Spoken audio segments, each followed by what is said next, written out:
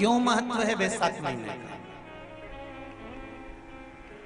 स्कंद पुराण में वैशाख महत्तम कहा गया है।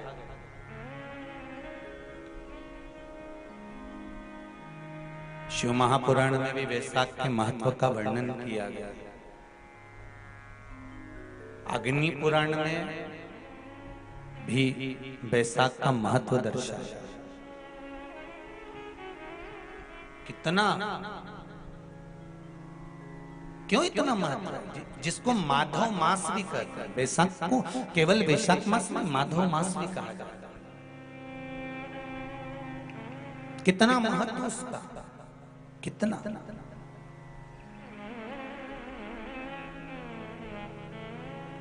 क्योंकि सतयुग,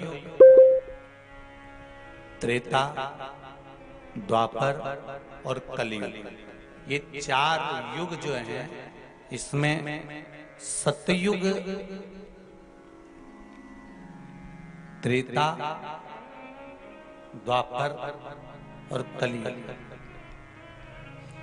उसमें जो त्रेता युग है उसका जो प्रारंभ हुआ था वो यही वैशाख के महीने से प्रारंभ हुआ था, माधव मास से प्रारंभ हुआ था।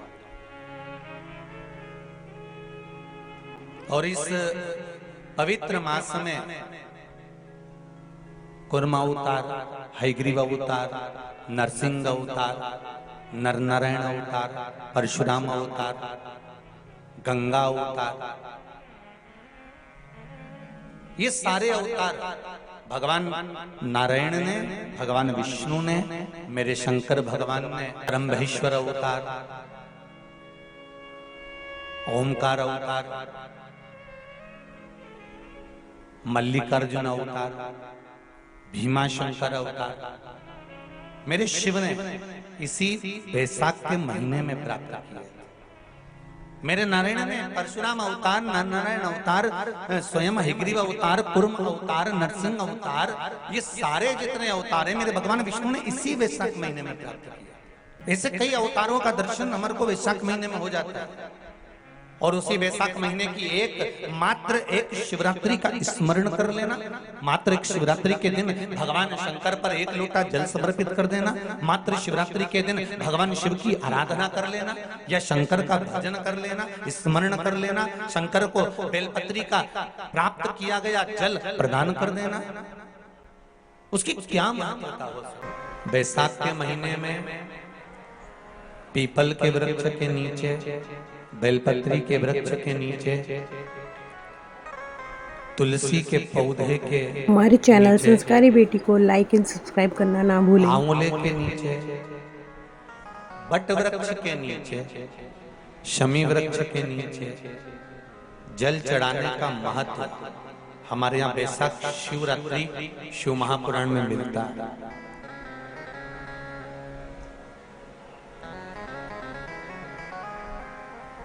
और जल की महत्वता क्या है?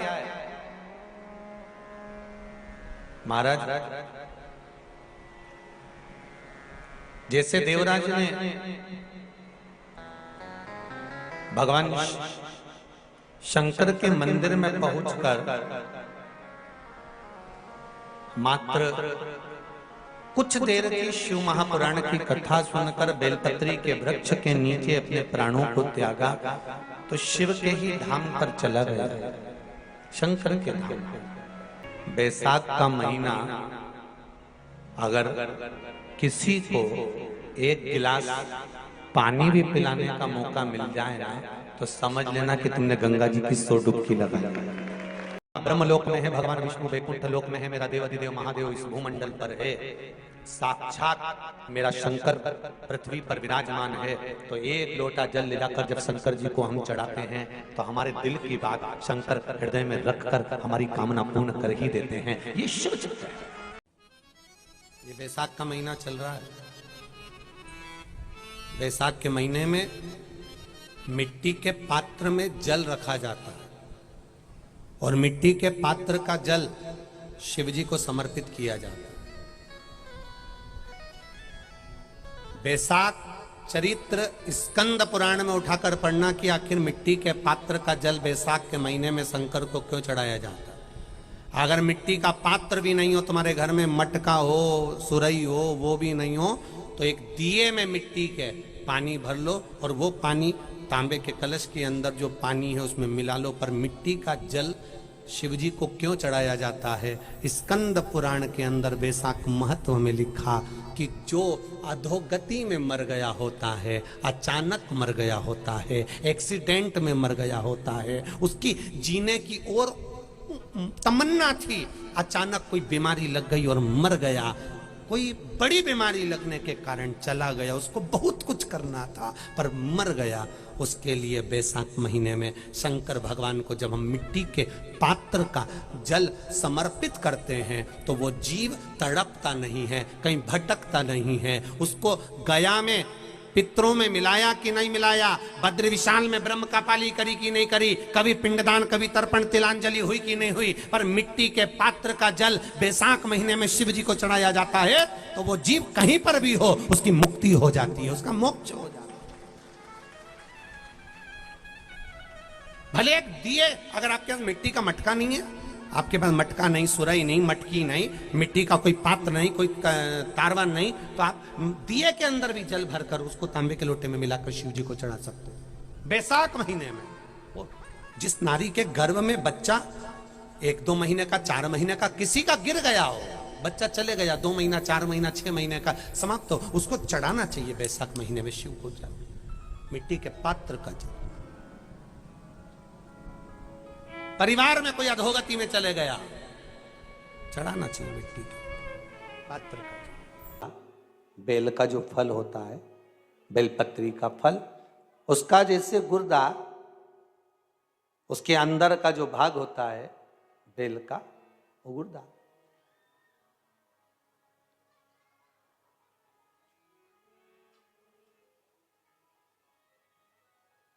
उसको अग्नि में जलाकर उसकी भस्म तैयार कर कर छान कर जब जब आपके यहां विद्वान ब्राह्मण शिव जी का अभिषेक कराते हैं, पूजन कराते हैं, तो उसमें लिखते हैं पूजन के साहित्य में बेलपत्री, धतूरा, दुर्वा, ये उसमें नीचे लिखेंगे भस्म। लिखते कि नहीं लिखते? लिखते हैं ना, भस्म अभिषेक में चाहिए रहती। तब उस भस्म का थोड़ा सा भी भाग आप अगर शिव को समर्पित कर रहे हो तो ये जान लें कि शंकर मनवांछित फल प्रदान कर रहे हैं, शिव फल प्रदान कर रहे हैं।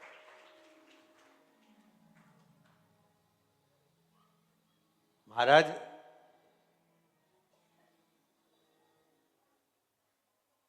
बेलपत्री के वृक्ष के नीचे बैठकर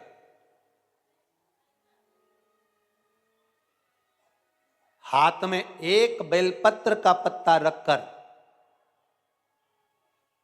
आप पंचाक्षर मंत्र नमः शिवाय, ओम नमः शिवाय या श्री शिवाय नमस्तुभ्यम या महामृत्युंजय मंत्र का स्मरण कर रहे हो, पर डंडी का भाग अपनी ओर, बेलपत्र की बीच वाली पत्ती का भाग बीच वाली उंगली की ओर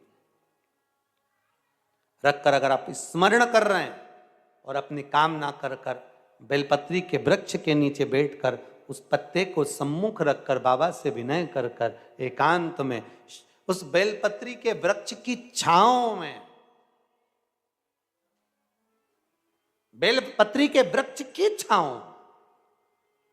आप कामना कर कर उस पत्ते को शंकर भगवान के ऊपर समर्पित कर रहे हैं, तो ये जान कर रखें कि पार्वती और शिव का मिलन करवा रहे हैं और अपनी मनवांछित फल कामना पूर्ण करवा रहे हैं। क्योंकि शिव और पार्वती का जब मिलन होता है, शंकर पार्वती जब एक दूसरे के सम्मुख में होते हैं, शिव और पार्वती जब एक दूसरे के सामने अपने बच्चों के कारण एक दूसरे के सम्मुख में आते हैं, तो उनके चेहरे पर प्रसन्नता का भाव आ जाता है। फल, मनवांछित फल की कामना आप जिस कामना के लिए कर रहे हैं, विवाह के लिए, नौकरी के लिए, सर्विस के लिए, व्यापार के लिए, रोग मुक्ति के लिए, आप जिस कामना से कर रहे हो, बस उससे कहा कर। कभी सोमवार का दिन हो, क्योंकि शंकर जी को सोम प्रिय है, सोमवार का दिन, चंद्र का वार शिव जी को प्रिय है, शिव जी को प्रिय है।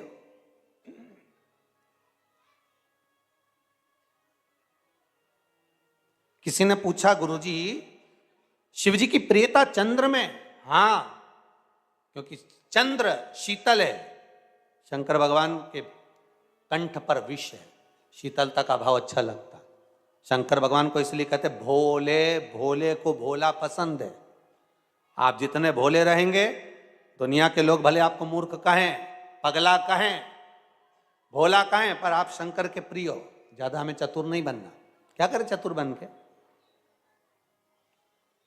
प्रियता है पार्थिव शिवलिंग के निर्माण का। और उसमें एक बात कही गई कि जब संसार का मनुष्य, मृत्यु लोक में रहने वाला मानव, मृत्यु लोक में रहने वाला मनुष्य मिट्टी के शिवलिंग का निर्माण करता है, पार्थिव शिवलिंग का निर्माण करता है, और जिस घर में पार्थिव शिवलिंग का निर्माण होकर उसकी पूजन होती है, घर का सदस्य उस पर अगर एक बूंद जल समर्पित कर देता है, तो जितने घर के सदस्य होते हैं उस पार्थिव शिवलिंग के निर्माण को करने वाले होते हैं, पूजन करने वाले होते हैं, उनको 6 महीने तक किसी बड़ी बाधाओं को झेलना नहीं पड़ता, वो दुख अपने आप कट जाता है।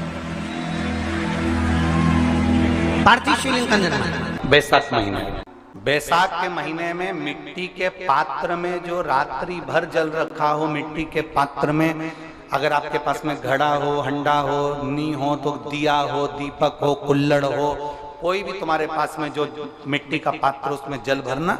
वो जल बैसाख के महीने की किसी भी सोमवार के दिन, किसी भी सोमवार के दिन, बैसाख महीने या किसी प्रदोष के दिन, या बैसाख महीने के शिवरात्रि के दिन, वो मिट्टी के पात्र का जल अपने घर के प्रत्येक व्यक्ति का स्पर्श कराकर उस मिट्टी के पात्र के जल को तांबे के पात्र में डाल लीजिए और घर के प्रत्येक व्यक्ति का स्पर्श करा लीजिए और शंकर भगवान पर कुंदकेश्वर महादेव के नाम से समर्पित करिए।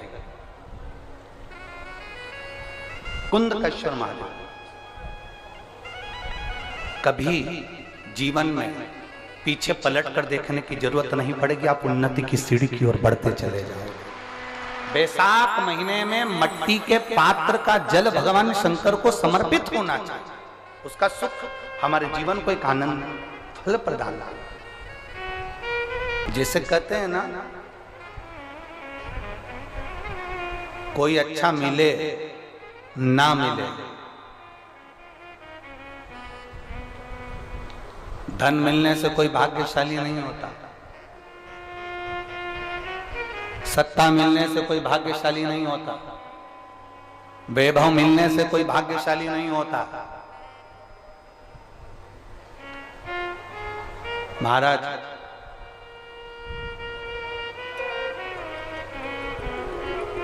धन मिलने से कोई भाग्यशाली नहीं होता, वैभव मिलने से कोई भाग्यशाली नहीं होता, सत्ता मिलने से कोई भाग्यशाली नहीं होता, बड़ा मकान मिल जाने से कोई भाग्यशाली नहीं होता। शिव महापुराण की कथा कहती है, अगर 2 सही मिल जाएं तो तुम्हारा जीवन सफल हो जाए। एक गुरु सही मिल जाए और दूसरी घरवाली सही मिल जाए तो तुम्हारी जिंदगी स्वर्ग।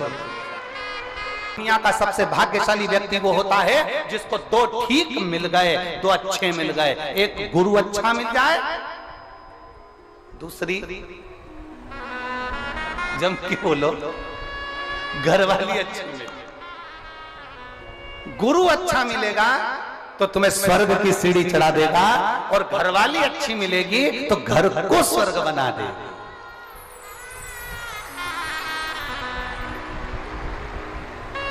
और इसमें से भी गुरु भले पीछे रह जाए, पर जगदम्बा, बेटी अगर गलत मार्ग पर जा रही है, बच्चे अगर गलत मार्ग पर जा रहे हैं, घर का कोई सदस्य कहीं मदिरापान में, कहीं वेश्यावृत्ति में, कहीं जुए में, कहीं मांसाहार में, कहीं डब्बा में, कहीं आदि गलत मार्ग पर पड़ रहा है, जुआ खेलने बैठा है, पत्ते खेलने बैठा है, कुछ गलत काम करने बैठ रहा है, और तुमको थोड़ी सी भी भनक लग जाए थोड़ी सी भनक लग जाए कि ये व्यक्ति गलत मार्ग पर जा रहा है, संभलना। और संभलना क्या, प्रयास करना, उसको सत्संग तक ले जाना, उसको कहीं कथा तक, सत्संग तक, मंदिर तक, देवालय तक, शंकर के दरवाजे तक लेकर जाने का प्रयास करें। गलत मार्ग पर चलने वाला व्यक्ति अगर शंकर भगवान पर एक लोटा जल, मात्र थोड़ा सा इत्र डालकर, कोई भी इत्र जो तुम्हारे पास में हो वो डालकर, अगर इत्र भी ना मिले तो किसी फूल की पंखड़ी को डालकर शिव को समर्पित करने लगता है, महीना भर लगता है, उसका मार्ग विभाजन हो जाता है, गलत मार्ग से सतमार्ग की ओर चले जाते हैं। आप उसको शिव भक्ति में लगा दो, आप उसको शंकर की भक्ति में लगा दो, आप उसको शिव स्मरण में लगा दो, आप उसको शिव भक्ति की ओर लेकर चले जाए।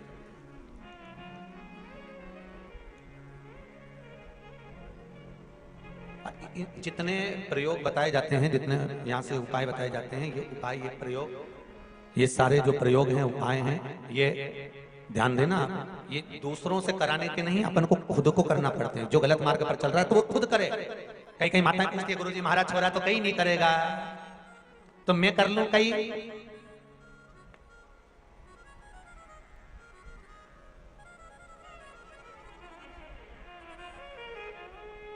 अब तुम्हें ऐसी ऐसी बात लेके आते हो तो थोड़ा मन में आए कि अब छोरा तो शादी में नहीं करेगा, मैं कर लूं कहीं? ऐसी बात करो तो सोचना पड़ेगा।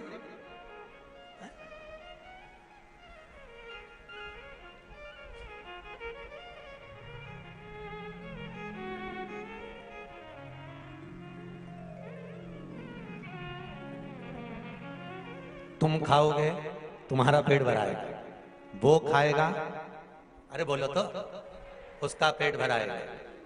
पेट जिसका दुख है, गोली भी उसी को खाना है।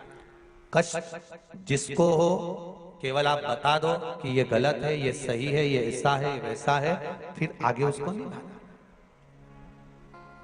और बहुत ध्यान से सुनना दीजिए, बेटा बेटी जब तक कुंवारी है, माँ और बाप जो करते हैं बच्चों के लिए वो उसको मिलता है। बहुत ध्यान देना।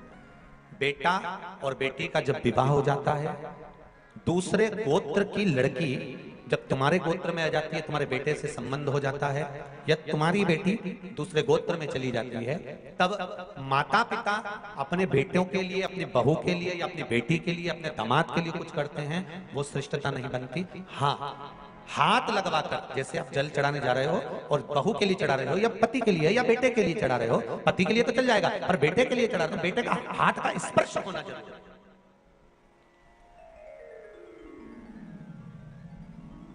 या फिर बताकर करो। मैंने लिखा था कि गुरुजी वो मैंने बेटे के लिए पशुपति व्रत करा और मेरा काम नहीं हुआ, तो मैंने उस पत्र जब आया तो पत्र का जवाब लिखकर भेजा। आपने बेटे को बताया कि मैं तेरे इस काम के लिए पशुपति व्रत कर रही हूँ? पहले बेटे को बता कि मैं तेरे इस काम के लिए पशुपति व्रत कर रही हूँ, तो पहला सोमवार है, तू भले व्रत मत कर, पर मेरे साथ थाली पकड़कर शंकर के मंदिर चल। अगर शंकर के मंदिर थाली पकड़कर भी नहीं चढ़े तो मंदिर के दरवाजे तो चल, एक बार उसके सामने तेरा मुंडा तो दिखा दे, क्योंकि इंटरव्यू देने जाए, एग्जाम तुम्हारा और दूसरे को बिठा दो, देन देंगे एग्जाम? नहीं ना। तो जिसके लिए एग्जाम दिया जा रहा है, जिसका एग्जाम सामने खड़ा तो हो, तू चल मेरे साथ, ये चलकर मैं भगवान की पूजन करूंगी और तुम वहां खड़े रहना। बस इतना भी बोल कि तुम चंदा। बैसाख के महीने में नवमी तिथि को माता जानकी का प्रागट्य हुआ है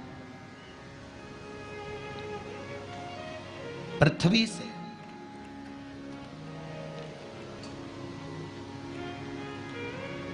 कभी एक विचार करिएगा कि नरसिंह अवतार बैसाख के महीने में हुआ, कुर्मा अवतार बैसाख के महीने में हुआ, हयग्रीव अवतार बैसाख के महीने में हुआ, परशुराम अवतार बैसाख के महीने में हुआ, माता जानकी का अवतार बैसाख के महीने में हुआ। आखिर बैसाख के महीने में, माधव महीने में इतनी महत्वता क्यों?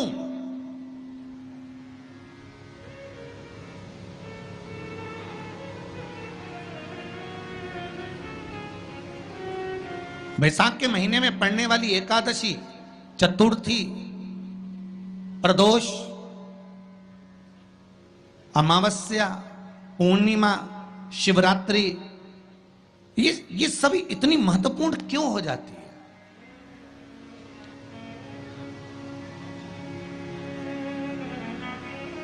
इसकी महत्वता इतनी प्रबल क्यों हो जाती है? किस लिए? क्योंकि बैसाख का जो महीना पड़ता है, सूर्य की संपूर्ण तपन, सूर्य देव अपने पूर्ण तेज के साथ में, पूर्ण तेज के साथ में मृत्यु लोक के निवासियों पर, चाहे जलचर हो, थलचर हो, वायुचर हो, चाहे जो जीव हैं, उस पर जब किरण फेंकते हैं तो संसार का जो मनुष्य है उस पर जब ताप पड़ता है तो ताप पड़ने के कारण उसके मुख से भगवान का नाम निकल ही जाता है, स्मरण नाम निकल ही जाता है। जब उसके मुख से भगवान का नाम निकलता है तो वो भगवान की शरणागति खुद ग्रहण कर लेता है स्वयं। एक लोटा पानी जो भगवान शंकर को समर्पित करता है, मरने के बाद तुम्हारी औलाद तुम्हारा किसी पवित्र नदी में तर्पण करे ना करे, तुम्हारा शिव को दिया हुआ जल तुम्हारे खाते में पहुंच जाता। आपने जो शंकर भगवान को एक लोटा जल दिया है, शिव जी को एक लोटा पानी चढ़ाया, शंकर भगवान को एक लोटा जल समर्पित करा है, शंकर भगवान को एक लोटा जल अगर आपने दिया है तो वो आपके खाते में पहुंचेगा जरूर, ये निश्चित है, पक्का है। आप जब शंकर भगवान को एक लोटा जल समर्पित करते हो तो वो 33 कौटि देवताओं के हिस्से में चले जाता है, एक भाग पितरों के हिस्से में चले जाता है, एक भाग आहूतों के हिस्से में चले जाता है, एक भाग वाचुकों के हिस्से में चले जाता है। आपने जो भगवान को दिया वो धीरे धीरे धीरे धीरे धीरे धीरे धीरे बढ़ता चले जाता है, भगवान के धामों में पहुंचता चले जाता है। जिन जिन को आपने नहीं भी दिया, शंकर भगवान पे चढ़ा हुआ जल उन तक भी पहुंच जाता है। ये केवल आपकी निर्मल और आनंदित भक्ति के बल पर पहुंचता है, भक्ति के बल। एक हरिचंदन का वर्णन आपको पहले कथा में करा है, सुना है आप लोगों ने कि नहीं सुना?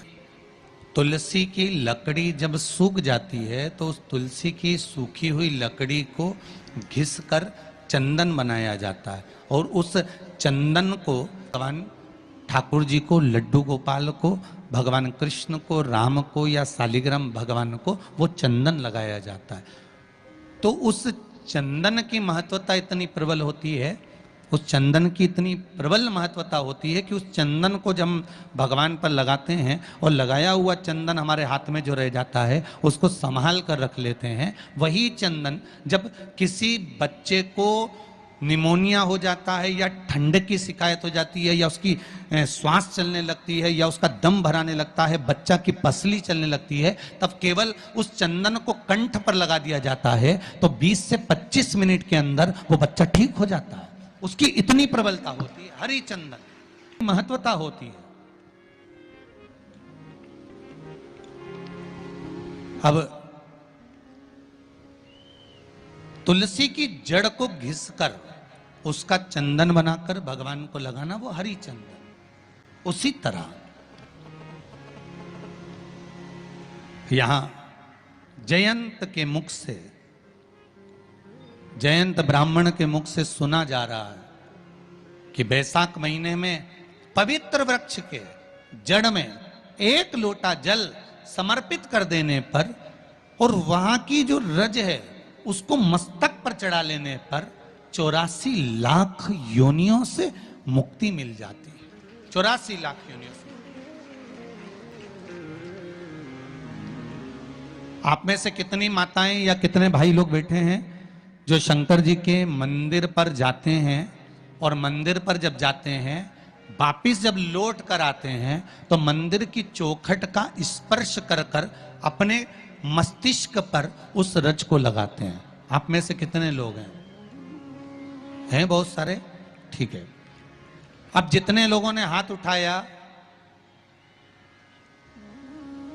और नियम से अगर शंकर मंदिर की दरवाजे की चौखट पर भगवान शंकर को जल चढ़ाने के बाद जब आप लौट कर आ रहे हैं और उनकी चौखट पर आपने हाथ फेर कर अपने मस्तिष्क पर उस रज को लगाया है, वो धीरे धीरे अपने भाग्य की ओर देखते हैं। तारीख लिख लेना कि मैंने इतनी तारीख से मंदिर जाना चालू करा, इतनी तारीख से मैं ये काम कर रहा हूं और इतनी तारीख तक मुझे ये फल की अनुभूति हुई। ये देख, एक नियम बना लो बैसाख महीने से। साख महत्म में ये वर्णन किया कि